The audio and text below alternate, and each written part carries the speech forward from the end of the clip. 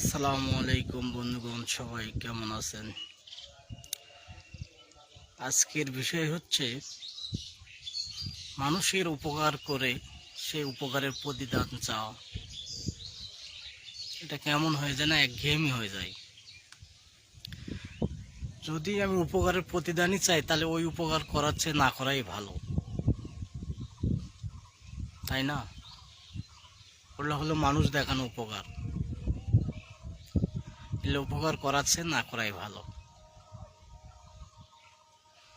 আর আমরা ভালো করেই জানি মানুষের উপকার করলে সে মানুষ আপনার উপকারের প্রতিদান দিবে না, তাই বলে আমরা কি উপকার করব না? এটা তো ঠিক নয়।